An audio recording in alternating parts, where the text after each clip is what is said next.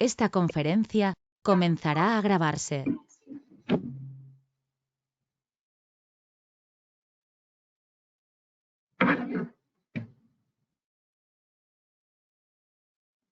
Muy buenos días a todos. Vamos a dar inicio al segundo ciclo, a esta charla del segundo ciclo de conferencias virtuales para jefes de planta de concreto de la FIP.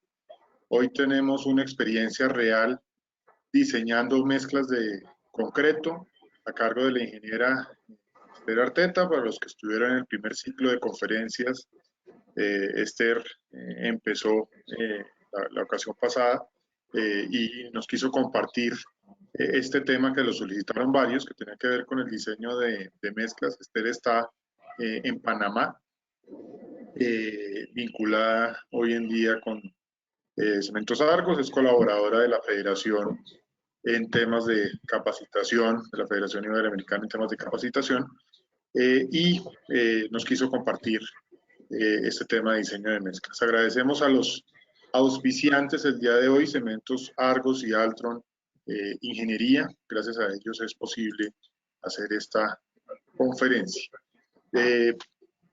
Colocamos o ponemos de presente la declaración sobre prácticas no restrictivas de la competencia y las notas legales que les pedimos un segundo leer. Están en pantalla en este momento.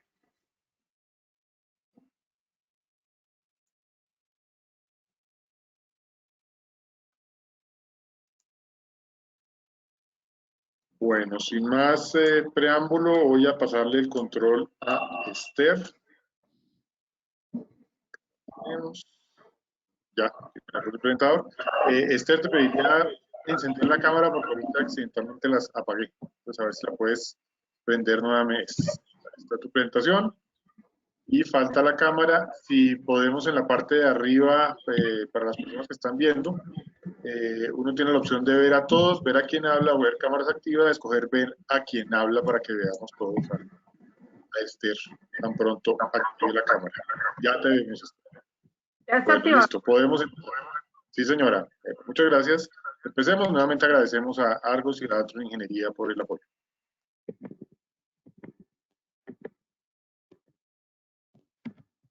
Me disculpan. Buenos días a todos. Gracias, Manuel, por la presentación. Y como Manuel decía, sí, algunas inquietudes sobre el tema y sobre todo un enfoque desde jefes de planta. Es por eso que lo quisimos llamar así, la experiencia real, diseñando mezclas de concreto y por qué la óptica del jefe de planta.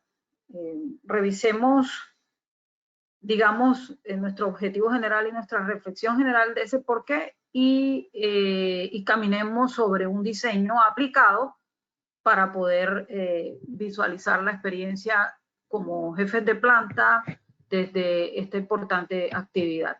Antes, una pequeña reflexión.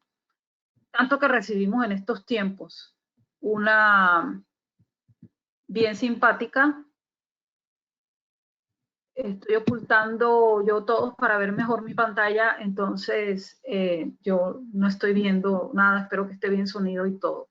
Una bien simpática que es realmente cómo logramos la experiencia, haciendo las cosas, viviéndolas. Como dirían en mi país de origen y mi ciudad de origen, quien lo vive es quien lo goza. Uno cree que va re bien hasta que comienza a trapear. Eso me pareció bien gracioso en estos tiempos en los cuales todos estamos haciendo actividades diferentes que nunca hemos hecho. Cocinar, etcétera, organizar miles de cosas, y esto sea una oportunidad para que nos demos estos espacios. Entonces,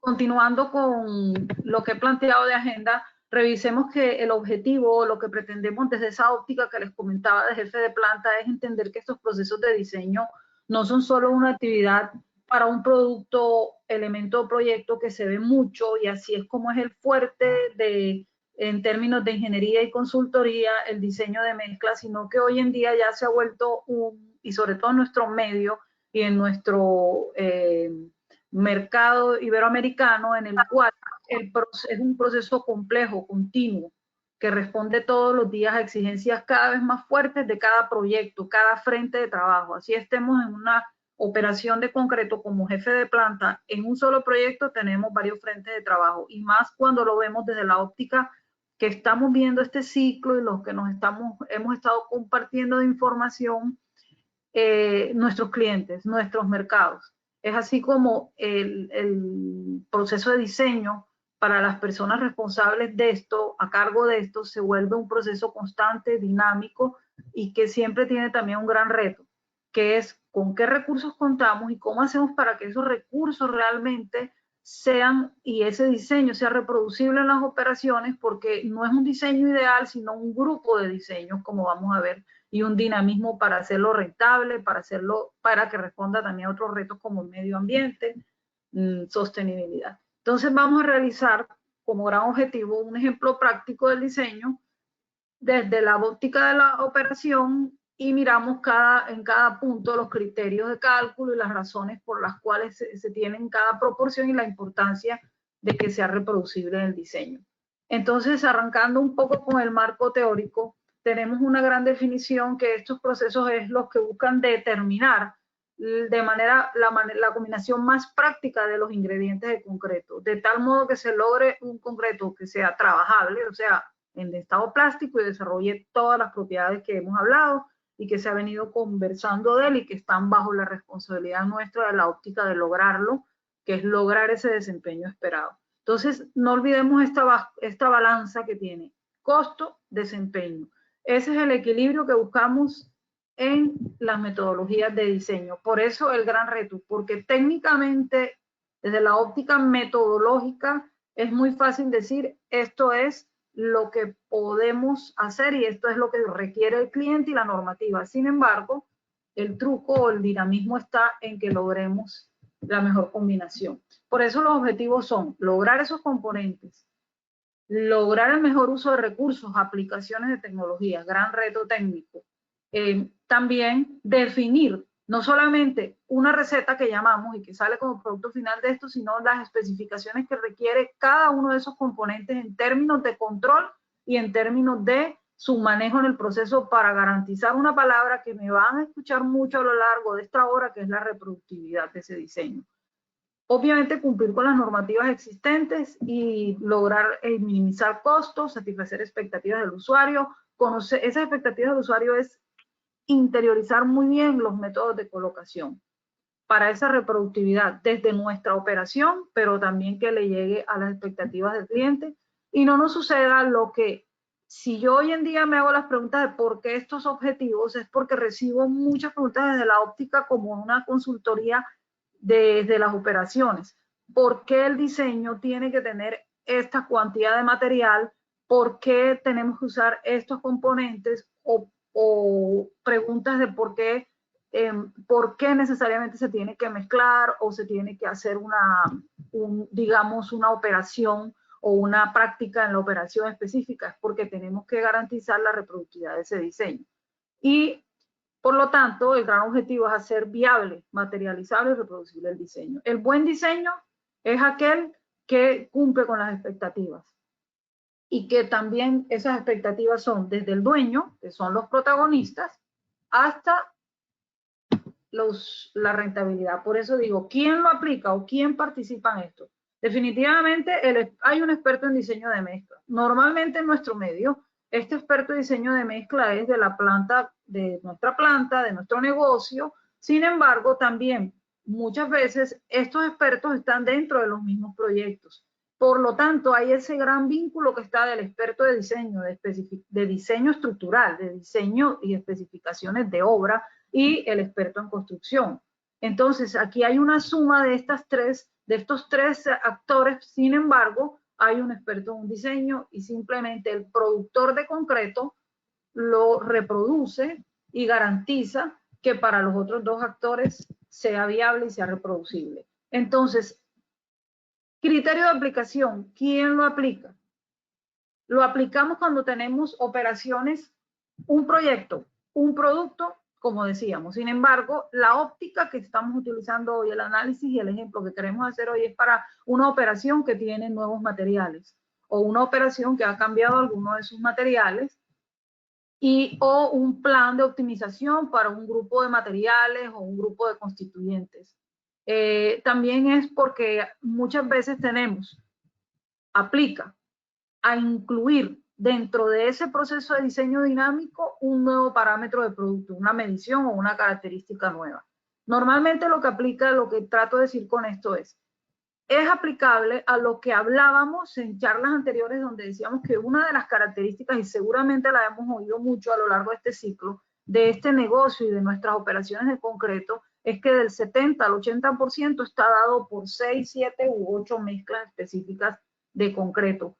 ¿Qué significa esto? Que para hacer un diseño yo no hago 8 diseños individuales, sino que definitivamente también me toca hacer, a pesar de la cantidad de otras mezclas que tengo, para poder ser coherente, para poder tener diseños con coherencia, y lo que hacemos es normalmente como una práctica bien viable y recomendada en las operaciones es agrupar los productos por familias, grupos que tengan características que pueda aplicarle los criterios de diseño, que esto corresponde normalmente al 80% de nuestros productos. ¿Esto qué significa? Que yo puedo agrupar a nuestros criterios y a nuestro mercado, como hemos venido haciendo en muchos de nuestros países, familias de productos en el cual le hablamos de su consistencia, asentamiento, de su tamaño máximo, de su rango de resistencias y otras aplicaciones especiales. Allí donde están las otras aplicaciones especiales, nosotros podemos tener la capacidad y la aplicación de estos criterios de diseño a acomodar un producto especial.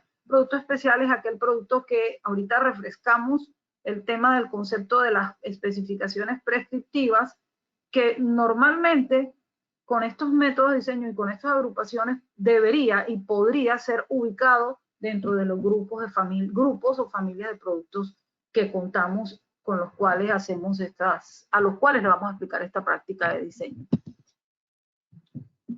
Pero también yo creo que es importante revisar que hay un criterio de aplicación que nos norma el ASTM, que es quien básicamente todos nos soportamos o tenemos un gran soporte en la normativa local de cada uno, que es, existen todavía descritos en las mismas normas para, digamos, establecer las órdenes de compra o los requisitos de compra, los requisitos de contratación. Existen en las normas descritos que hay opciones A, B y C, en las cuales dicen que el productor de concreto, que es el que estamos planteando en este momento, es el responsable por entregar, por diseñar y por garantizar que un diseño cumpla con un desempeño de un producto.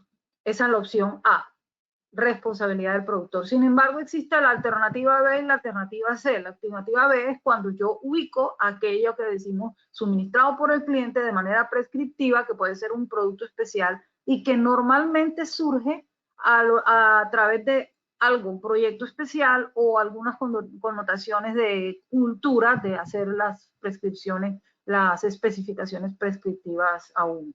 El productor en este caso simplemente suministra qué fuentes de agregados tiene, en algunos ni siquiera, algunos también prescriben el agregado y simplemente lo que hacemos es producirlo. Eso es en muy pocas ocasiones, y hoy en día ya empieza a surgir o a fortalecerse, que es por el desempeño, y por eso de ahí la práctica de diseño dinámica que estaremos analizando en el día de hoy a manera de ejemplo. Metodologías. Para culminar con la etapa de ese marco teórico, muchas metodologías, todas basadas en entregarnos unos criterios y unas recomendaciones, desde las más básicas, no quiero decir las más básicas, desde las más prácticas, soportadas en la existencia de agregados que cumplen con mucha claridad unas granulometrías muy específicas o una gran gama de agregados que yo puedo combinar, hasta aquellos que me permiten a mí combinar gráficamente los agregados. Hagamos una revisión de un par de estos métodos como los más prácticos que podríamos llamarlos. Digamos, revisemos metodología ACI, método británico que incluye el método gráfico y los métodos dinámicos de diseño.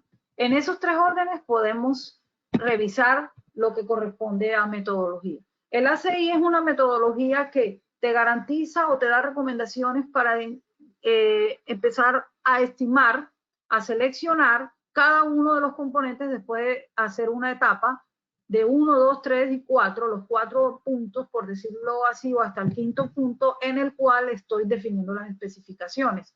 ¿Qué es eso? Defino los datos de entrada, que son, ¿qué quiero en mi desempeño? Asentamiento, tamaño máximo, contenido de aire, contenido de agua de mezclado, que digamos que está incluida en esos 4 o 5 puntos iniciales, pero en realidad es un parámetro de diseño que, como vamos a ver, depende de muchos otros factores. Mientras que el asentamiento, el tamaño máximo, el contenido de aire y la resistencia son aquellos que dijimos que nuestro experto en especificaciones de construcción es el que nos los tiene que entregar. Por eso le llamamos en muchos casos datos de entrada para empezar a calcular en los siguientes puntos las proporciones de cada uno de los materiales. Eso es el método de diseño. Se ve práctico, sencillo, y ahorita vamos a ver cómo, a partir también de la forma como va dando recomendaciones de agua, recomendaciones de asentamiento, recomendaciones o cálculos de relaciones agua-material cementante para cada una resistencia en términos de recomendación de parámetros de inicio para empezar a hacer nuestros cálculos y luego validar. Y los volúmenes inclusive estimados de cada uno de los agregados de acuerdo a las densidades. Es decir, es una guía práctica.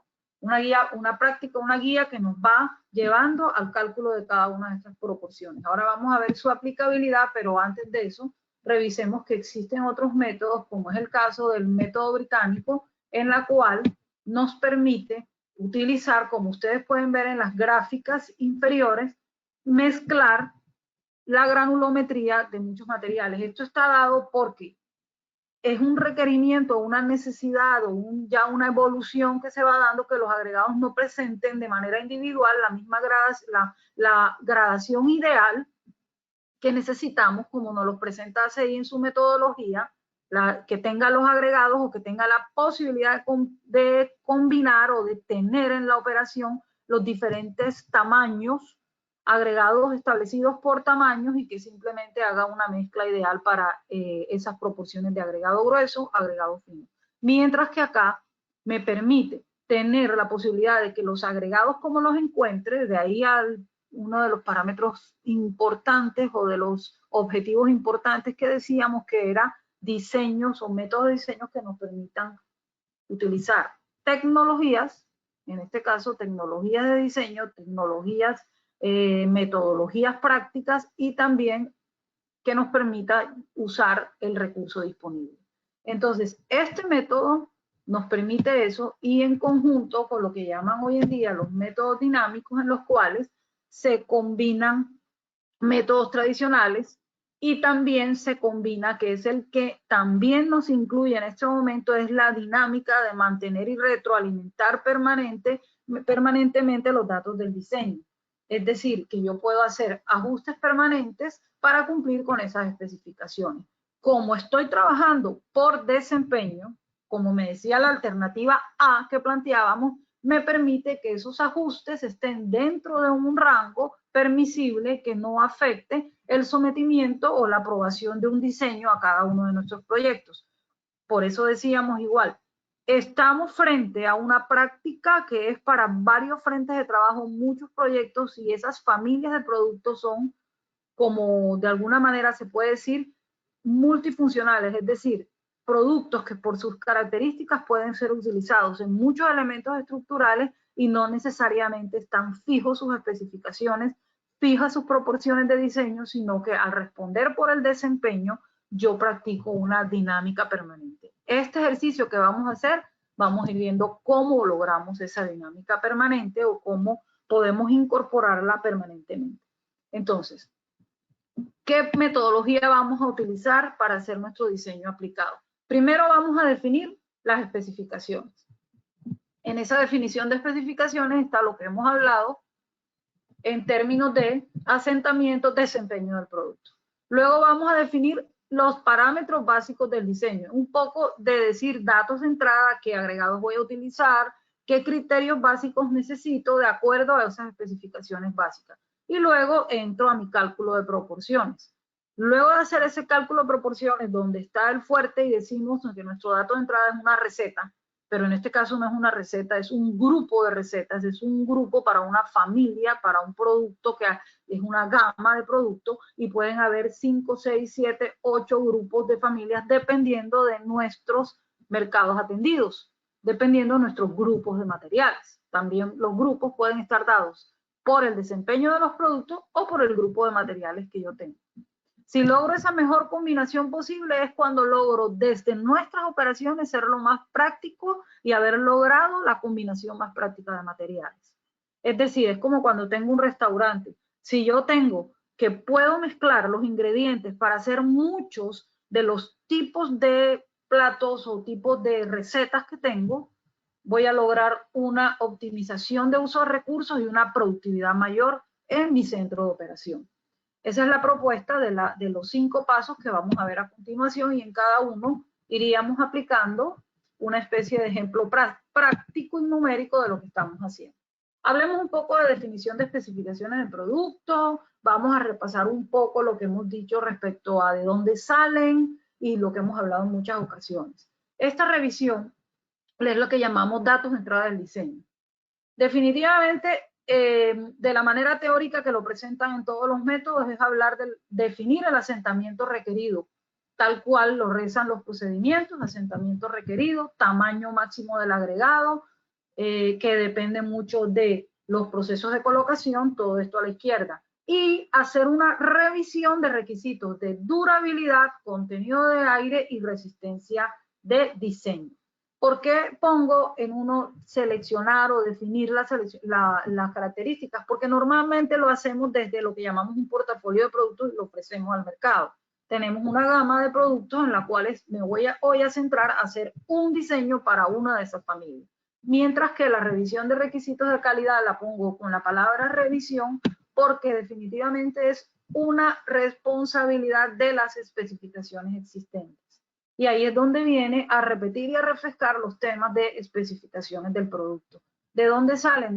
De todo lo que tiene que ver con la documentación y con de códigos y de planos de los diseños estructurales. Entonces, es un deber del experto del diseño estructural, que es el dueño finalmente, o que, perdón, ayuda o garantiza que el dueño, que es el usuario final, el dueño de la estructura, el dueño de la obra, garantiza el cumplimiento de los requerimientos. Es un deber de su parte que defina cuál es la clase de exposición en términos de durabilidad. Esta hojita, como la ven escaneada con una curvita y todo, fue porque yo misma la escaneé en casa desde la ACI Revisión 2019, donde se empieza a ver la importancia de que esas categorías sean dadas y sean entregadas, y lo rezan los comentarios del código, donde dice: el diseñador de la estructura debe decirnos a qué exposición va a estar sometido el elemento estructural.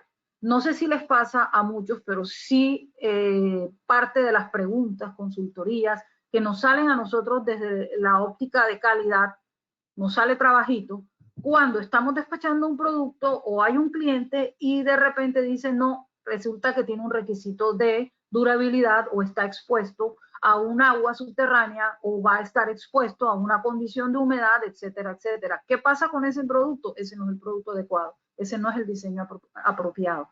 Es decir, hay que actuar sobre él. ¿O qué pasa cuando dice: necesito un diseño especial para esta obra porque tiene este requisito de durabilidad?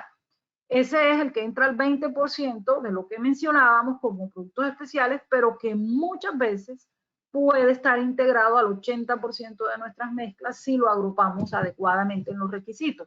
Otra cosa que dice el código hoy en día, además de que es el cliente, el diseñador de la estructura, que nos debe ubicar nuestro grado de exposición, nuestra clase de exposición a la que va a estar sometida, y entregarnos el dato de a qué va a estar sometido para poder trabajar en términos del desempeño. También nos dice claramente que en muchas ocasiones, como vamos a ver en la tabla siguiente, la completa tabla que en el ACI 219 se juntó, y no tenemos que ir a buscar de tabla en tabla, sino que nos facilita a muchos entender que después de haber definido la clase de exposición, vamos a definir las características del producto. En ese sentido, es un trabajo conjunto. Si ya el diseñador me define la clase de exposición, para mí es mucho más fácil definir los requisitos del producto y revisar qué prima. Ahí era donde iba el otro comentario que reza en el ACI. Dice, en caso tal, en caso de que las características o las clases de exposición sean mayores a lo que tiene que ver con el desempeño mecánico, va a haber una resistencia mayor a la que estructuralmente se requiere. Frase tan sencilla como que normalmente lo que sucede en nuestras especificaciones es que lo primero que se da es la resistencia y luego el asentamiento. Cuando hoy en día hemos ido cambiando a decir, lo primero que necesitamos es la facilidad de colocación, asentamiento, manejabilidad, flujo, luego necesitamos los requisitos de durabilidad y por último, o casi último, la resistencia mecánica, para poder primar sobre los factores que afectan el desempeño y que yo puedo definir desde el diseño. ¿Esto qué quiere decir en esta tabla? Un repaso rápido en que hoy en día, para cada una de las clases de exposición, y me voy a centrar en la S, que es relativa a los sulfatos, que veíamos en la tabla anterior, como decía, los iones sulfatos o los contenidos de sulfato que tenían o el agua o el terreno donde iba a estar mi estructura, me dice qué cementantes puedo utilizar. Graciosamente son muy parecidos a los que existía. Esta tabla era independiente, la tercera, cuarta y quinta, quinta y sexta columna, perdón, eran aparte, una tabla aparte que yo hoy en día ya la tengo alineada y en la cual puedo escoger qué características y qué cementantes tengo. Pero también no se logra ver claramente todos los superíndices que tiene. En todos los superíndices, lo que les puedo resumir y lo que pueden ver en la tabla del ACI es que trabajamos por el desempeño. Trabajamos por el desempeño y se permite entonces que el cementante, en el caso del ataque de sulfatos, cumpla con unas condiciones de expansiones. De esta manera se permite la combinación de tipos de cemento y además del tipo de cemento, adiciones suplementarias o pues adicionales, por de manera, a pesar, perdón por la repetición, pero para que logremos es la resistencia al sulfato o las permeabilidades para resistir también en el caso de las condiciones C, que es relativas al cloruro. Luego de esto, entonces, para recordar, bueno, y la tabla de al lado de aire, que también es una tabla netamente también prescriptiva del caso de los contenidos de aire, pero se revisa y se definen como las principales entradas del diseño. Entonces, como les decía, terminamos la revisión de especificaciones del diseño.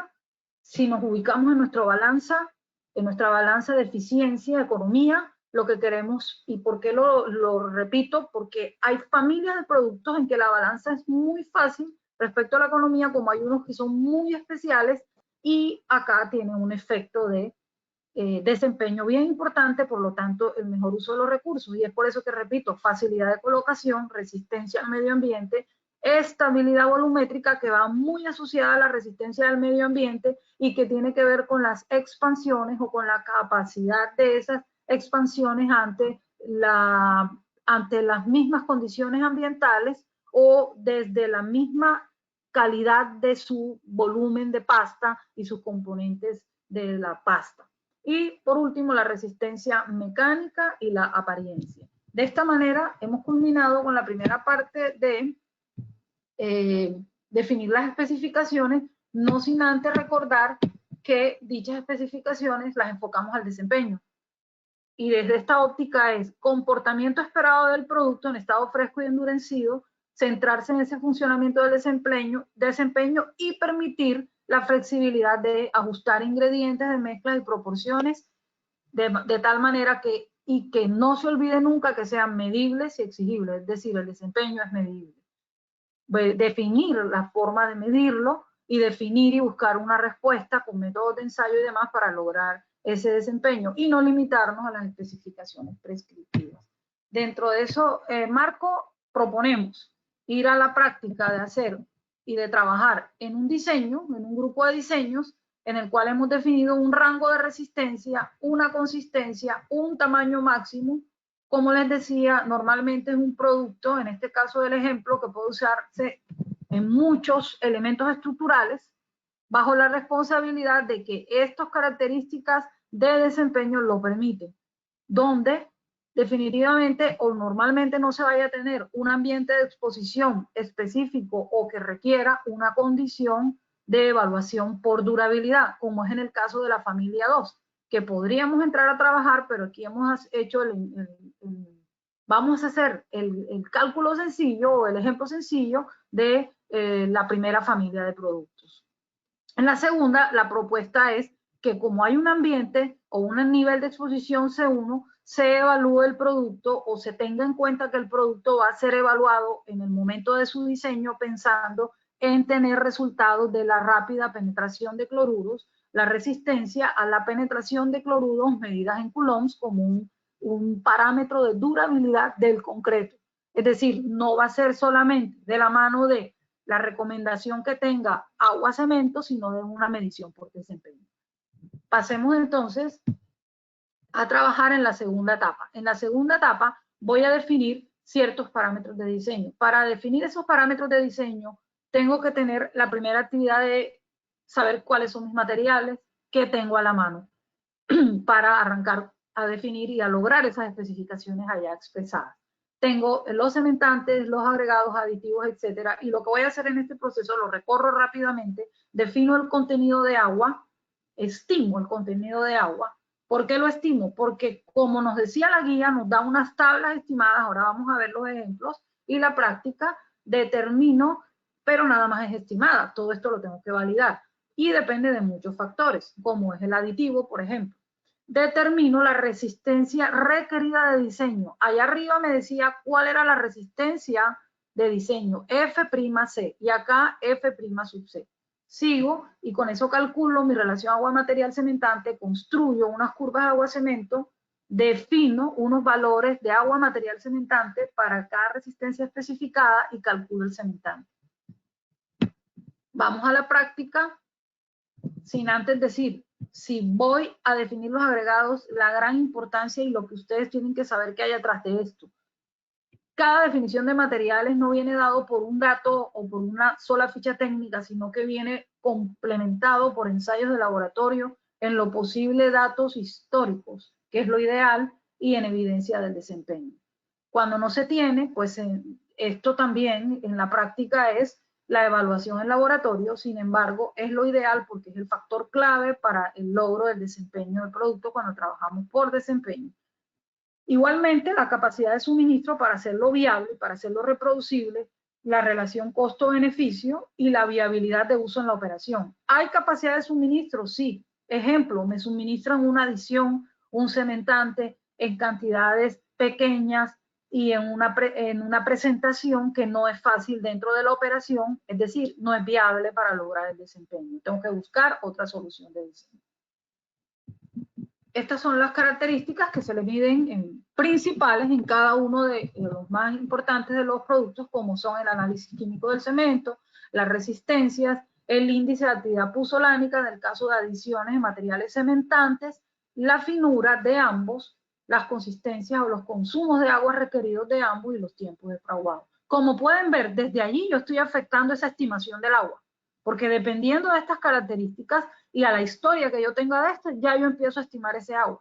No es tan fácil estimar el agua como vamos a ver a continuación en la metodología sencilla de decir hay una tabla o hay una guía para estimar este agua. Viene de la mano de estos factores. Luego de eso también del poder reductor del aditivo, del poder plastificante, de la capacidad de mantenimiento de la manejabilidad cuando es lo que se requiere dependiendo de las características del producto. Y asimismo tiene su efecto los agregados, desde sus partículas finas, desde sus partículas que me afectan este comportamiento de plasticidad en el tiempo inicial, los tiempos de fraguado, etcétera, también va a tener su efecto para las consideraciones del cálculo del agua.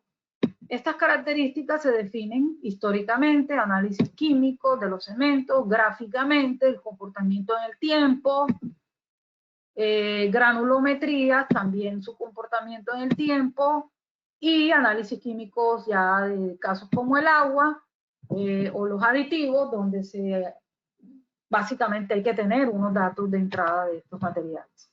Pasemos entonces a la estimación del contenido de agua. Resumen de lo que conversé anterior, depende de ese asentamiento requerido, depende del tipo de agregado, forma, caras fracturadas, partículas finas, porque resulta que podemos tener una granulometría y podemos tener un comportamiento en el tiempo y esto me va a afectar muchísimo y que no puede ser netamente teórico del tamaño máximo. Tecnología de aditivos, tipos de cementantes, mezclas similares y otras condiciones de operación y uso. ¿A qué traigo esto? Yo puedo tener tabla que me recomienda el comité de ACI en su metodología, pues aquí digamos que están libras, pero podríamos más o menos llegar al factor que tengo si voy a diseñar un concreto de 1 pulgada y me da la recomendación, depende del tipo de asentamiento. Recomendación, estimación. Lo mismo tablas locales hechas en casa, donde nosotros con el tiempo cada uno va desarrollando mezclas similares. En este caso tomé una muy vieja que decía agregados angulares, agregados lisos, muchas veces agregado calizo, agregado basáltico, etcétera, arenas manufacturadas. Tenemos una serie de datos que me dan un dato de entrada, pero ese dato sale de esa estimación, no es de otra parte. Lo importante es que ese dato sea consistente y sea coherente. Por eso les traigo esta tablita sacada de una herramienta de diseño donde he colocado que el agua, como ustedes van a observar, está dada para 3 tipos o familias de productos que en este caso la persona que lo hace lo identifica con un código C, con un código P, etcétera, de su producto, en el cual simplemente está asociándolo a aquello que decíamos, de un concreto plástico, una consistencia plástica, por ejemplo, que es el que he tomado, y por eso he tomado un dato de entrada de 185 litros de agua por metro cúbico, de la mano de también saber que voy a utilizar unos aditivos de un alto poder con unas dosis, en este caso un solo aditivo de un aditivo que no es del más alto poder, pero sí tiene una alta tecnología, en el cual me va a permitir que a pesar de que voy a tener un agregado de 3/4 y no de 1 pulgada, como remití arriba en una de las tablas o podíamos ver, voy a poder tener 185 litros de agua. Eso es de la mano de la estimación, datos históricos, etcétera. Entonces, lo importante es que yo logre que, por ejemplo, con el caso de cada uno de estos factores, y hago el ejemplo de la tecnología de aditivo, logre que defina que ese aditivo es compatible también con los cementantes, los rangos de dosis me permitan lograr esas cuantías de agua. Ese contenido de agua, como decía, estimado, arrancamos con él para nuestro primer dato y podría haber venido de unos datos similares, etcétera. Lo dejo como el agua igual para toda la resistencia de ese grupo de productos.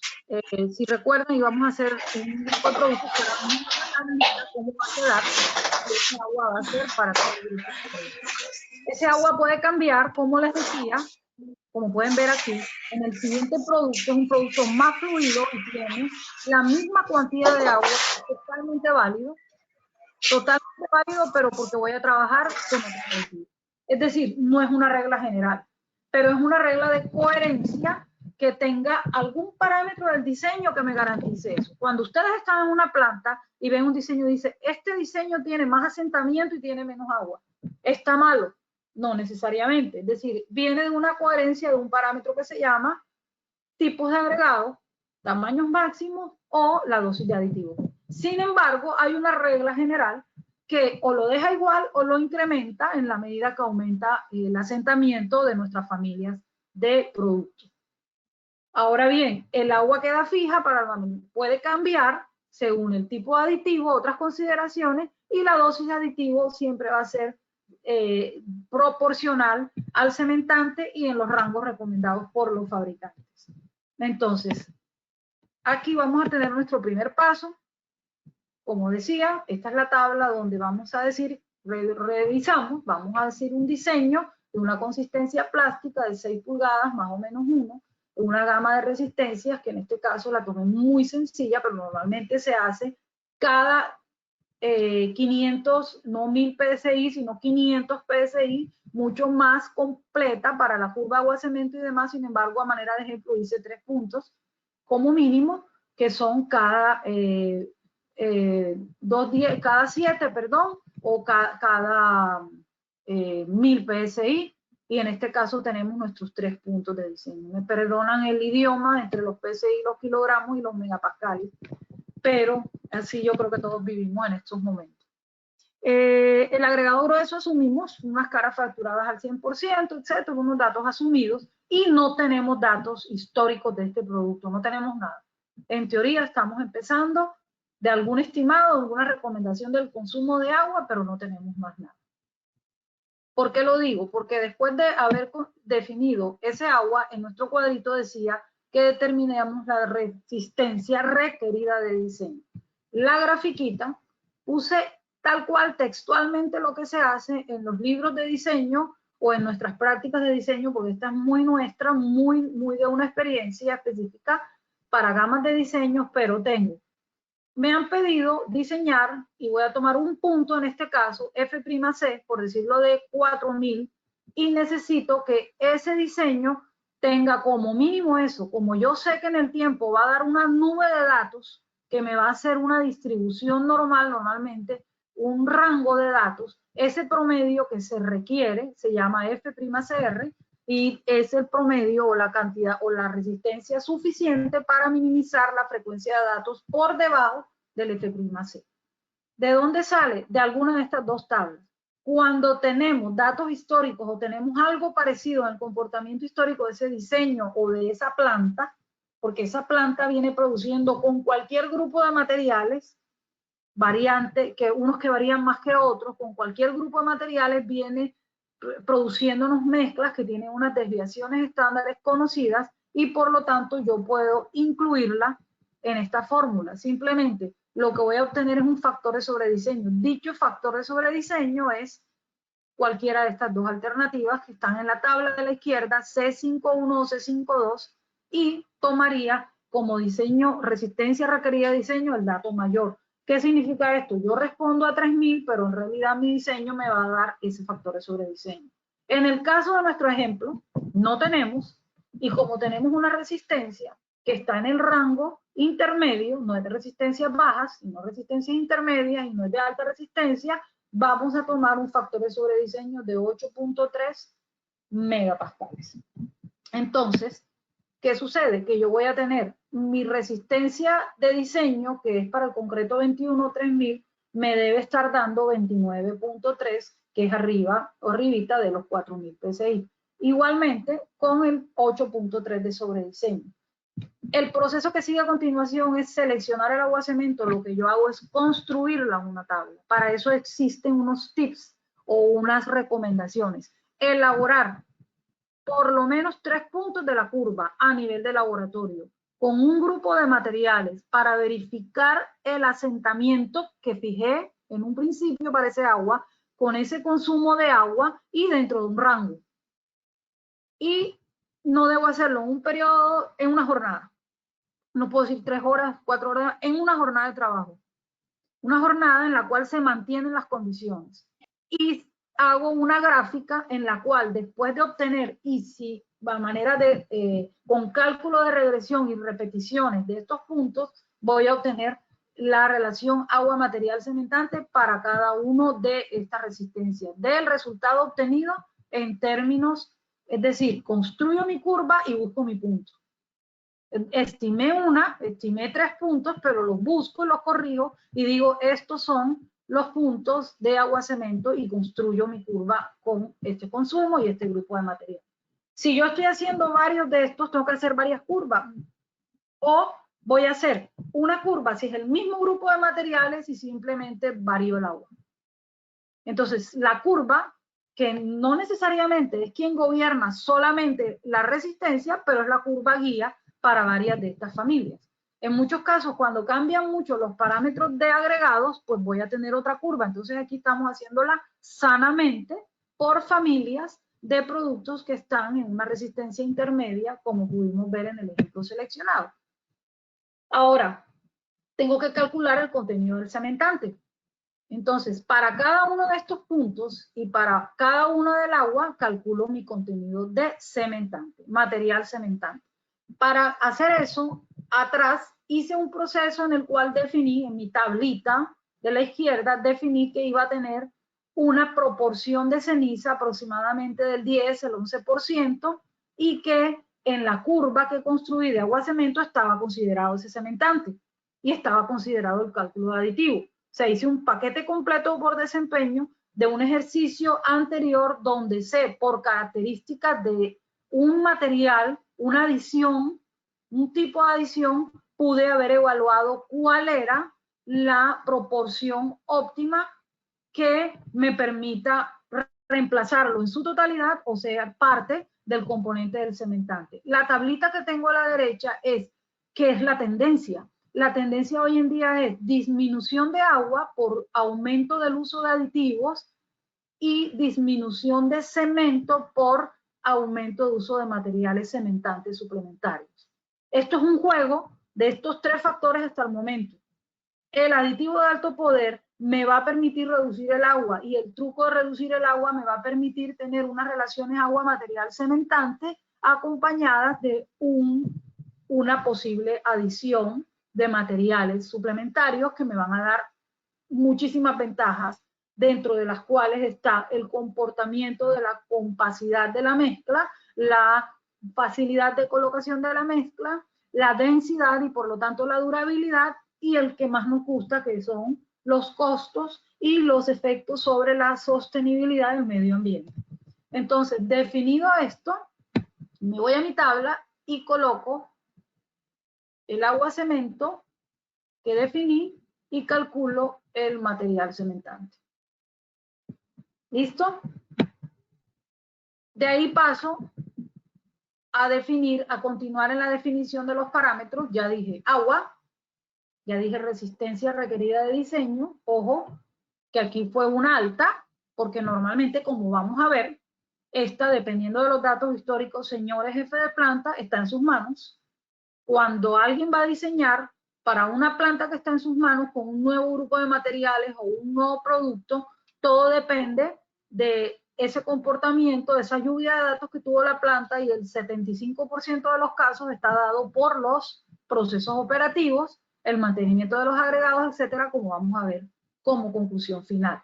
Lo selecciono, hago mi curva, hice el cementante. Continuamos con el proceso. Ahora voy a calcular las proporciones. No sin antes el cálculo de proporciones en peso seco, voy a hacer una verificación de los materiales para poder hacer de los agregados, que es el punto de los más importantes después del agua-cemento, después tener una idea, una estimación de ese agua-cemento, qué voy a lograr yo desde el punto de vista de las proporciones de agregados que también me van a participar altamente en el desarrollo de la resistencia y sobre todo cuando son más altas resistencias.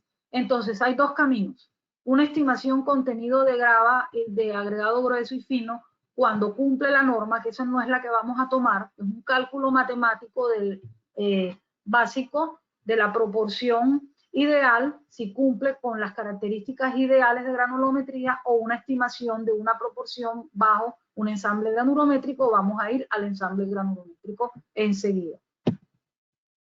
¿Qué significa esto? Determinar una proporción con un método gráfico. Acuérdense cuando hablábamos de las metodologías. Método gráfico es el que me permite poder mezclar varios materiales. En el caso de la grafiquita que les quiero presentar abajo, la más de abajo, es en el cual me puede hacer 3, 4 y 5 materiales y están los gruesos y los finos. En el método ACI me da un gran rango para los finos y para los gruesos, y simplemente hace esa combinación de dos proporciones, porque tanto el grueso como el fino pueden estar compuestos en su gama de materiales. Nosotros utilizamos un método gráfico y un método que es muy dinámico para poder involucrar diferentes materiales, en el cual hace que se haga la mejor compacidad posible de la mano de una curva continua que utilizamos y que tenemos del libro y del texto de metodología de Diego Sánchez de Guzmán para el cálculo de proporciones. Es así. meto los datos históricos, tengo que ser muy precisa en esos datos históricos de los agregados 1, 2 o 3. Lamentablemente en el caso simplemente utilicé 1, pero me permite el gráfico utilizar 3 y me permite utilizar también las 3 arenas y hacer la mezcla ideal. Aquí necesito, a propósito, que tanto en el lado de la arena yo tuviera aquí una proporción que no tuviera que usar 100% la arena que estoy utilizando, sino poder mejorar esta concavidad que tiene la arena para meterlo en el rango de recomendado de combinación de agregados. Simplemente, a manera de ejemplo práctico, por eso lo dije que es así de práctico, porque lo que pretende es el desempeño y quien me va a ayudar finalmente en esta deficiencia es el uso de materiales cementantes suplementarios, el uso de aditivos con alta capacidad de reducción y también con manejo de la mejora de las condiciones de cohesividad de la mezcla. Entonces tengo un valor resultante de 60% de arena, 40% de grava. ¿Y a dónde lo pongo? Acuérdense de mi gráfica, de mi cálculo, perdón. Y lo voy a poner en el punto medio de la gama. Yo tenía una gama de 3.000, 4.000 y 5.000. 21, 28, 35, lo voy a poner en 28. Allí voy a poner este dato específico. Ahora lo calculamos y lo llevamos allá. Luego, con ese dato, vamos a calcular, y de la mano de las densidades, los volúmenes. Un cálculo matemático de volumen. Voy a asumir 1 metro cúbico. Normalmente también se puede asumir 995 litros para el metro cúbico, no 1000 litros. Graciosamente, litros son 1000 litros de concreto, considerando si tuve el requisito de aire, que no lo tuve en cuenta en este ejemplo, pero si tengo el requisito de aire, inmediatamente reduzco este volumen de 1000 litros con el aire estimado, más o menos un factor de seguridad tal vez, de esta cuantía en metros cúbicos. O normalmente, como una práctica que él mismo hace y recomienda, y los métodos de diseño, que hay un aire naturalmente atrapado. Como bien hay otros que por los mismos procesos y las mismas características de desempeño de los productos en términos de excesos de exudación, segregaciones que no podemos evitar cuando tenemos en estas realidades las características de los agregados, tenemos factores de seguridad hacia arriba, más de 1000 litros. Es decir, esto va fluctuando entre los 115 o los 995, 900 litros por metro cúbico. Basado en eso, hago de vuelta volumen objetivo menos volumen de cementante, que ya lo tenía calculado con las densidades, que también las pondero, menos el volumen de agua. De esta manera, logro el volumen de los agregados, hago la densidad combinada con el 60-40 que obtuve y las densidades de cada uno de los materiales, si bien esta fórmula será tan compleja como las cuantías de agregados que esté usando, logro la densidad compuesta combinada y hago la definición de los pesos, el peso de grava y el peso de arena. ¿Qué hago con eso? Como les decía, la grava y la proporción que calculé va a ir aquí. Va a ir en 4000. Va a ir en la columna de 4000, donde esta es la proporción 741 y grava y 111 60-40, el equivalente al 60-40. Y dejo fijo, porque yo no voy a hacer ese método gráfico para cada uno de los puntos de resistencia, sino que dejo fijo la grava y va a variar la arena. Es decir, que la arena va hacia la izquierda a aumentar y hacia la derecha disminuirá y hacia la derecha irá aumentando la cuantía de cemento para completar los volúmenes de la mezcla y dejando el agua fija también. Entonces los volúmenes de la mezcla se compensarán, que ese es el rendimiento volumétrico o el ajuste volumétrico que debe tener la mezcla y debe garantizar que todos en cada uno de estos 3 puntos nos va a dar el volumen esperado para 1 metro cúbico. Eso con la combinación de los cálculos que vimos, de densidades aparentes, de densidades compuestas y del volumen estimado objetivo. Luego calculo mis proporciones, verifico los componentes y hago el cálculo del peso seco en las combinaciones ya conversadas. Ahora ya tengo mi receta. Ahora tengo que hacer la verificación. La verificación es a nivel laboratorio y a nivel planta. A nivel laboratorio puede surgir en ajustes al agua y en ajustes a las mismas curvas de agua-cemento. ¿Por qué? Porque lo estamos haciendo de la mano de datos históricos, de la mano de estimaciones de agua, que nos van a llevar a que hago mis 3 puntos de ajuste y me puede finalizar o puede resultar en un ajuste a las cuantías o el rendimiento volumétrico por aquello de las densidades, siempre revisando de manera iterativa el porqué de ese ajuste. Si fue porque los materiales que tomé es la cantidad representativa y suficiente en laboratorio. Que eso es algo que sucede siempre. A mí, por eso, me entregan un diseño teórico y ese diseño teórico tuvo que estar basada en características que son históricas o que son confiables y en medidas confiables para poder que cuando tome mis materiales en mi laboratorio también sea reproducible. Luego de esto pasaré a las pruebas industriales. La prueba industrial es la que me va a garantizar la reproductividad del diseño. Debo revisar los parámetros de producción, en ellos incluido todo lo que tiene que ver con el cargue, que son, en términos generales, los parámetros de producción, que tengan los materiales almacenados de manera adecuada, que tengan los materiales que son los que estaban en el diseño y que respondan a eso. Normalmente, verificar que haya ensayos de esos materiales que yo voy a usar en la reproductividad. La prueba industrial es una prueba que cuando yo terminé de hacer estos ensayos en laboratorio y este cálculo de proporciones, me fui a la planta y no solamente entrego ese diseño en un papel. Lo que hago y la recomendación es que yo haga un checklist de todos los puntos que debo revisar para lograr que sí voy a tener el comportamiento que yo esperaba. Y estos puntos, como les decía, tienen que ver con materiales, si tengo datos de evaluación de los materiales que estoy utilizando en el momento que estoy haciendo la prueba industrial, históricos, las dosificaciones o la planta. Tengo que tener claridad sobre las condiciones del estado de la planta en términos de la capacidad de las básculas, la verificación de las básculas, porque en laboratorio tuve todas esas condiciones. Entonces tengo unas condiciones totalmente teóricas que aquí las tengo que llevar a lo que todos en los jefes de planta en la operación manejamos y veíamos y han visto en todo este ciclo, que se llama el estado de los equipos, la tolerancia del pesaje, la capacidad de mezclado, si no, no voy a lograr la reproducción de ese diseño. Ahora bien, también las proporciones. Si yo tengo 3 agregados, tengo la capacidad, tengo los compartimientos independientes, la capacidad de la báscula para pesar de manera acumulativa o decumulativa, como sea mi proceso para garantizar que esas proporciones que me entregó la persona que diseñó se reproduzcan. Luego de eso, cargue y mezclado, y luego de eso, las capacidades de evaluar el producto en proceso. El producto en proceso y todas las evaluaciones que conlleva. Factores importantes y factores claves. Cálculo de humedad de los agregados. Capacidad de la báscula.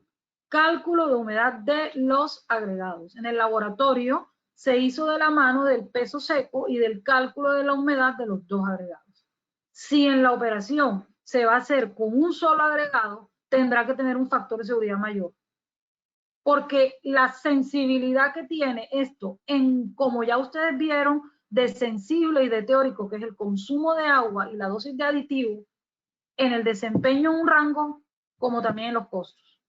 Entonces, aquí está el todo de la validación de manera conjunta, donde este checklist es un checklist recomendado a manera de consultor, a manera de proveedor de diseño, la persona que hace un diseño, sentado en un escritorio y en un laboratorio y lo valida en la operación para que sea reproducible. Firmado y validado.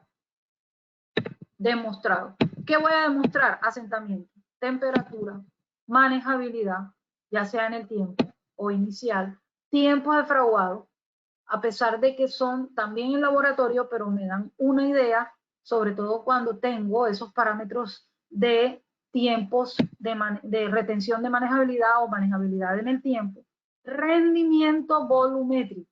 El rendimiento volumétrico, me detengo ahí, es el que me va a decir que ese cálculo de volumen que hice en la tabla de diseño, que me dio 1 metro, 1000 litros, 995 o 1015, si lo quise poner así, me está reproduciendo en la planta. ¿Y de qué factores depende? De que el rango de densidades que tienen los agregados es el correcto, con el que calculé. De que la humedad de los agregados sea también la correcta, porque si no voy a afectar la densidad del peso de agregados, si el agua está contemplada en él. Tengo que hacer el ajuste adecuado. Que los cementantes sean lo que dijimos que eran. Y que las proporciones se mantengan basadas en las tolerancias que están permitidas por los procesos de producción de concreto. Si esto no da, yo voy a tener una desproporción, por llamarlo así, de los componentes y por lo tanto la gran variabilidad que puede tener mi resistencia como parámetro de evaluación final del concreto en términos estadísticos, que si bien decíamos es quien podría llegar a alimentarme este diseño también. Condiciones y formas de colocación, también cómo vamos a activar realmente para las condiciones de transporte, colocación y entrega, y las condiciones de exposición y durabilidad y otras características especiales. En estado endurecido, la resistencia a la compresión en sus diferentes edades, dependiendo, o la flexión, dependiendo de su uso. La contracción por secado, si es un parámetro que se está teniendo en cuenta, que viene de la mano del uso específico que no contemplamos en el ejemplo de diseño y que para ello tendríamos que, valga detenerme aquí, pero como ya manejamos el proceso de diseño, es como si yo me incorporara en la parte donde calculé aditivos, volúmenes de pasta, calculara factores recomendados para poder llegar a hacer esta medición posteriormente y me dé las menores contracciones posibles de la metodología de ensayo correspondiente. Y luego la mido para verificar la resistencia a la tracción, si es el caso, el módulo de elasticidad, la permeabilidad al agua, si es un parámetro de durabilidad que tuvimos en cuenta, la permeabilidad al ion cloruro y o la resistencia a los sulfatos. Aclaro, permeabilidad al agua, permeabilidad al ion cloruro se hace sobre los cilindros de concreto que estoy midiendo para la resistencia a la compresión, o la resistencia a la compresión, y la resistencia al sulfato es un parámetro que se hace sobre los cementantes. Leer tabla de la ACI de requisitos donde me permite que esto sea una medida del desempeño de la resistencia del concreto a la exposición de sulfatos. Luego llegamos a la parte de optimización. Digamos que ya tengo mi diseño, ya lo tengo en producción y que, lo he dicho a todo el recorrido, pero no está de más recordar cuáles son los factores que me van a afectar el desempeño.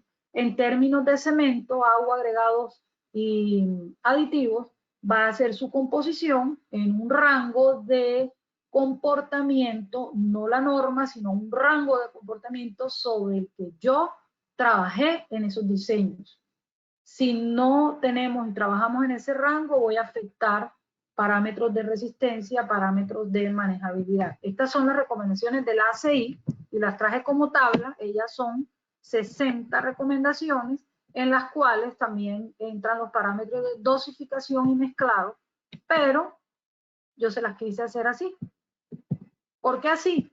Porque aquí la estoy haciendo de la mano de cruzando esos factores de diseño que tuvimos en cuenta. Diseñé para una manejabilidad, diseñé para una resistencia, diseñé para unos tiempos de fraguado, diseñé para una resistencia al medio ambiente. ¿Qué me pudo haber afectado? La granulometría y la limpieza del agregado, la temperatura del cemento, los tiempos de fraguado del cemento, sus finuras, los sólidos de los aditivos, y estos sólidos de los aditivos es característica del aditivo o manejo del aditivo en los procesos. Por eso, no solamente desde la óptica de materiales, sino desde la óptica de procesos, que es manejar los aditivos, los materiales de la manera adecuada, tener los compartimentos adecuados, porque todo esto que me va a afectar a la resistencia y por lo tanto a la desviación estándar y al coeficiente de variación. Esta desviación estándar es en la que dijimos que no teníamos cuando arrancamos el diseño. Cuando arrancamos el diseño, ahorita la retomamos y es, definamos ese proceso de optimización. El proceso de optimización requiere esa desviación estándar. Es un proceso, una revisión de cada producto o de las familias de productos a través de un análisis de estadístico y análisis de predictibilidad para calificar las mezclas, viendo la posibilidad de ajustar, reduciendo los costos o aumentar la rentabilidad. Pero aquí también no lo vamos a ver desde la posibilidad de ajustar, sino la posibilidad de darle un input mejor al proceso de diseño que iniciamos. Es decir, ese proceso de diseño a mí me dijo que necesitaba un factor de sobrediseño de 8.3 megapascales. Si yo tengo datos de desviación, me puede suceder lo siguiente. Si yo tengo el primer escenario, izquierda, arriba, en el cual me dice que mi resistencia requerida de diseño estará en los 33.9 y yo necesito diseñar por el comportamiento en verde de mi curva, por el comportamiento más expandido, es decir, tengo más datos bajos y más datos altos, tengo una lluvia de datos más amplia, un rango más alto, necesito incrementar esa resistencia de diseño. No puedo usar 33, tengo que utilizar 35, lo cual me pone cercano a lo que trabajábamos ahorita en el ejemplo. Mejor dicho, el de la izquierda es el que me pone en el ejemplo. El de la derecha, perdón, 37, yo había utilizado 8 PSI de más. Y en el último de los casos, donde es el ideal, por decirlo de alguna manera, donde está excelente y donde está cumpliendo y donde la operación me garantiza que yo puedo utilizar 35 cercano o menos de 35, perdón, cercano a los 33.9 que yo requería. Aquí no es 35, aquí es un poco menos de 35. 34 en esa gráfica de comportamiento, es decir, el comportamiento del concreto en la operación es el input fundamental para emprender un viaje en la creación de un diseño. Cuando no lo tengo, necesito irme por lo más alto. Y si mi diseño es dinámico, significa que voy a estar cambiándolo. Normalmente no lo cambiamos y pasamos riesgos o botamos platica. Tenemos estas condiciones de arriba y botamos platica en términos de los factores de seguridad que tenemos que mantener. Y por último, para resumir, nuestros aspectos claves es la caracterización de los materiales. Claro, yo veo mucho por todos lados y veo cuando pido un diseño, cuando nos entregan un diseño, nos recomiendan un diseño para un proyecto donde estamos apoyando porque estamos comercializando el cemento, ¿de dónde sale el diseño? De una fotocopia de las características de un agregado. Cuando vamos a reproducir, ese no es el agregado. La sensibilidad del parámetro de diseño para a partir de esos materiales y a partir del proceso es fundamental. No me da el asentamiento.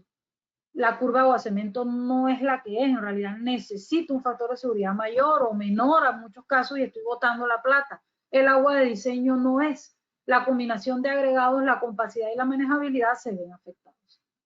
El control de proceso debe garantizar la reproductividad y el estado de humedad de agregados.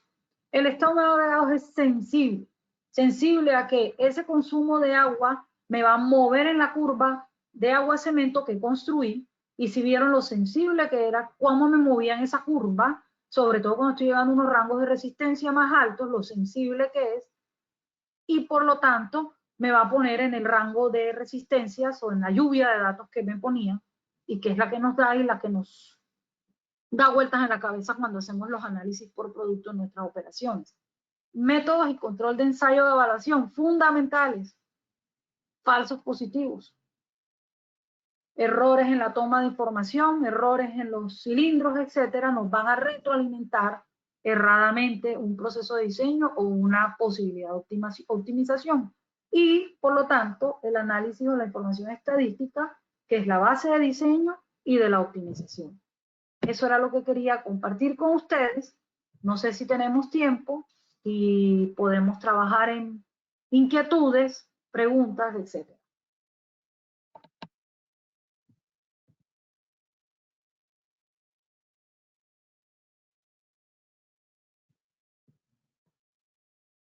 Gracias, Esther, por la presentación de hoy. Como siempre, interesante. Tenemos aquí algunas preguntas que podemos ahora discutir. Permítame un segundito. Agradecemos nuevamente a los auspiciantes Cementos Argos y Altron Ingeniería por la charla del día de hoy. Y vamos a ver las preguntas que tenemos acá.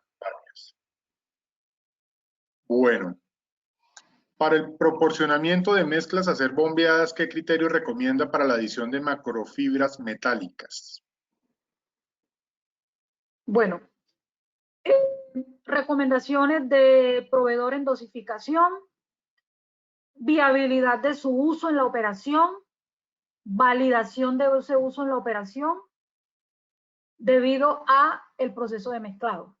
O sea, lo fundamental, digamos, en su operación, y esa es la pregunta de siempre también con las fibras metálicas, las sintéticas, en todo está el secreto del asunto en la capacidad o en la viabilidad de su dosificación, para que se garantice dos cosas. Una, la que no les gusta a nuestros representantes y compañeros de soporte en el tema de gestión de activos y mantenimiento, que sé que van a tener una charla y también le podemos hacer estos comentarios, que es el desgaste de los equipos, la bombeabilidad, y por lo tanto, cuando hablo de la bombeabilidad me voy al siguiente factor, la relación fino agregado. En este caso, también tendrá una consideración por validar, no solamente desde la bombeabilidad en o el asentamiento, sino desde la bombeabilidad.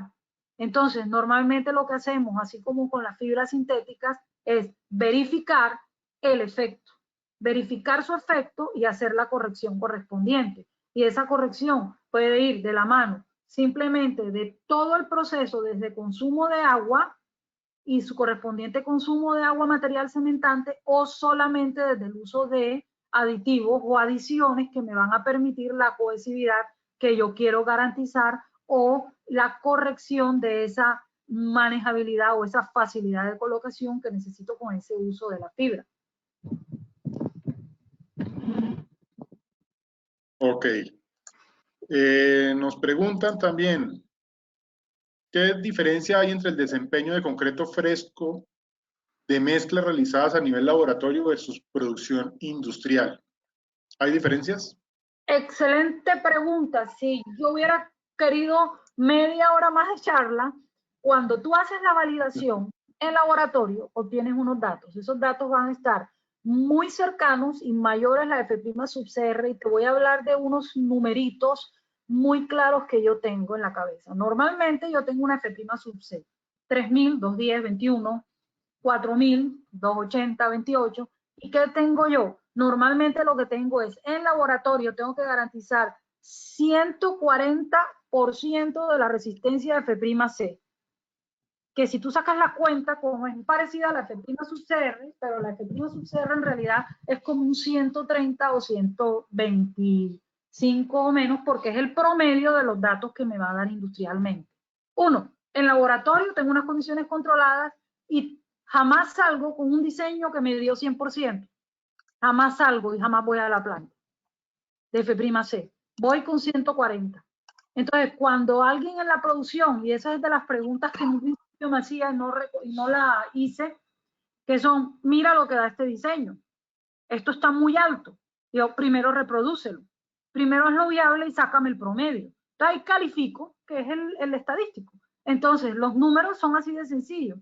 F''C, 140 aproximadamente, con unas excelentes condiciones en laboratorio y un juicio y rigor de diseño de mezcla, de validación en laboratorio. Me voy a la operación y la operación me va a perder un 15% aproximadamente de la condición controlada de mi validación. Es decir, yo como asesora de calidad, consultora, fui, lo entregué, evalué, eran estos los agregados. Me doy la media vuelta, dejo el diseño en la planta y por las variaciones naturales y todo lo que hemos hablado, y que seguramente lo vieron en los análisis estadísticos, los efectos y demás, me va a dar 120% o me va a dar desde 100, que es la campana. Entonces voy a perder y me va a dar uno que se sale de todo rango, me va a dar 180%. porque están las variaciones. Pero el promedio es la resistencia requerida de diseño, que es la que mostramos en la campana. La partecita verde, la promedio de esa, es lo que estás haciendo. Entonces, normalmente, a veces inclusive estás ganando en promedio, pero porque tienes unas variaciones de ese factor de seguridad que te hicieron ganar de lo que esperabas en laboratorio. Pero en laboratorio te da 140% unas mezclas muy controladas que van a dar 135%, 120% en la planta. Bueno, algunas entidades solicitan diseños certificados. ¿Cuál podría ser un método para certificar un diseño de mezcla?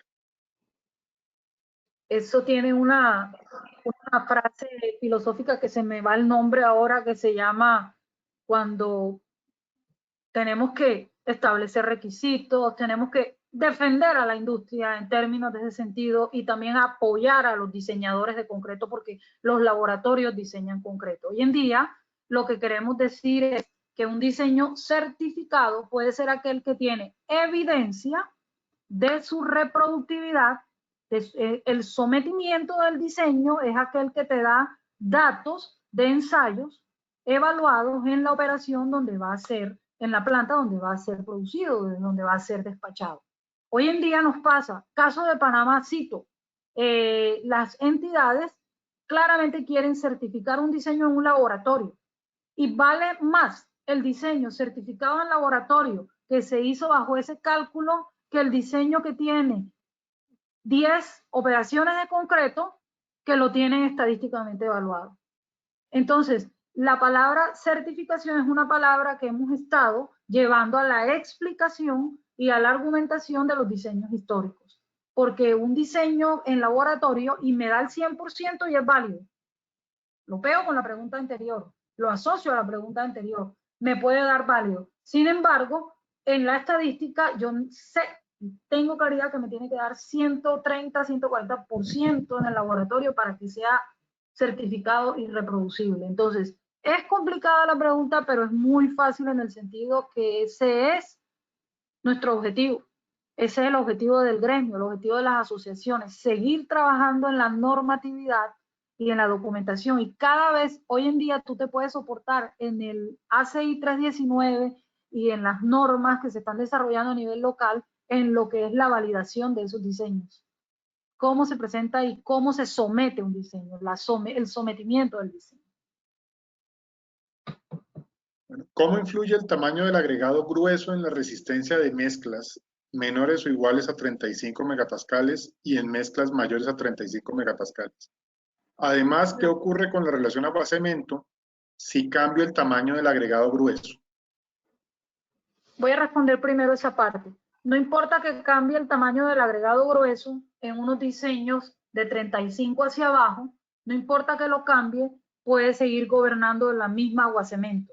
Es decir, se va a afectar el consumo de agua siempre y cuando por área específica, por superficie específica, el tamaño máximo, ojo, no solo el tamaño máximo, sino que haya variado la granulometría compuesta, entonces puede que haya cambiado el consumo de agua. No sé si me expliqué. Igual agua-cemento puede ir de la mano de un poquito más de agua o un ajuste de aditivos y lo que me toca ajustar es el cementante, ¿ya? Y puedo seguir trabajando con el cambio de agregado, es decir, concretos que yo tengo como familia con tamaño máximo de 1 pulgada consumen una cantidad de agua y un aguacemento, 185 y 0,50, demos el ejemplo. Y si me voy al concreto igual, pero de 3/4 de tamaño máximo, me voy a 190 de agua y 0,50. ¿Qué ajuste ahí? El agua. ¿Cómo afectó la resistencia? En este caso, la resistencia depende no solamente de ese tamaño, sino de todo el compuesto de agregados, que es el empaquetamiento que tenga y haber hecho la fórmula de tal manera que tenga la mayor compacidad posible. Hay un efecto del tamaño del agregado arriba de 35, por eso dejé la pregunta para lo último. Arriba de 35, en la medida en que el tamaño sea menor, voy a lograr más fáciles mis objetivos de resistencia. Los concretos de alta resistencia trabajan en el momento de la transmisión de carga en que yo le ponga más dificultad al recorrido que va a ser alrededor de áreas específicas del agregado. Entonces, tamaño máximo son mucho menores o son definitivamente ley que sean media pulgada, y digamos 3/4 podría ser de la mano de una excelente compacidad, es decir, una granulometría combinada perfecta, para que el tamaño máximo no sea el factor predominante, sino que no solamente es él, sino la granulometría, la distribución granulométrica. Y hoy en día nos ayudamos porque tenemos que trabajar con esos tamaños máximos y nos ayudamos con la combinación, la compacidad que me dan los cementantes. Mis llenantes son los cementantes, que pueden tener menos actividad que el cemento, pero también me ayudan a compensar esos criterios. Bueno, vamos con una última pregunta. Vamos aquí una así al azar. El tema de agua reciclada. Dentro de los diseños de mezcla que se considera agua reciclada, ¿qué porcentaje se recomienda utilizar de agua reciclada? Mira, yo en mi experiencia te voy a decir que eso depende también de la capacidad de la producción y la estabilidad de dicha agua. Si bien un contenido de sólido que va a tener puede ser el efecto que me dé a mí la condición de restringirla. Un manejo. Tenemos unas experiencias en algunas operaciones que por manejo de ese contenido de sólido y la capacidad el circuito o de las, ¿cómo te digo? De lo del proceso de dosificación de ella, es el que me complica, el que me la restringe. Sin embargo, yo he conocido operaciones y hemos tenido operaciones donde tú puedes utilizar agua reciclada al 100% siempre que esté bajo un control que haya sido evaluada desde el principio, porque si nosotros revisamos este proceso, la calidad del agua también nos lleva a un largo camino de las condiciones, pero es la estabilidad que tenga. La estabilidad que tenga de esta calidad del agua, independientemente de que también se trabaja en la normativa para el tema de los pH que tenga este agua, pero que sea bajo un control, que tenga el pH, el contenido de sólido, la regularidad que tenga y el efecto en el desempeño. Pero más, te digo que lo restringe el tema de la operación, el control en la operación y la estabilidad de la misma. Me puedo ir de 100 hasta me puedo ir al mínimo que tengan las capacidades y la viabilidad de dosificación en planta. Bueno, Esther, yo creo que ya se nos agotó el tiempo. Bueno, hace rato se nos agotó el tiempo. Pero viste. Agradecemos mucho por la participación el día de hoy y por haber compartido los conocimientos. Yo creo que el interés, digamos, se vio mucho también en las preguntas y en la participación. A los asistentes los queremos invitar este próximo miércoles a la charla sobre selección de agregados para el concreto, que va a estar a cargo del ingeniero Hernán Pimentel, pues que también ha estado vinculado con la federación hace muchísimo tiempo, tiene mucha experiencia en la industria. Va a ser el miércoles 6 de mayo a las 10 de la mañana. El link está en la página de la federación o también por el chat lo acabó de poner Vicente. Muchísimas gracias a todos y nuevamente, Esther, gracias a ti por la participación. Gracias. Y cualquier inquietud, si quieren, me mandan preguntas. Perfecto. Ok, bueno, gracias. Bueno, hasta luego. Bueno, gracias. Saludos a todos. Muchas gracias. Gracias. Chao.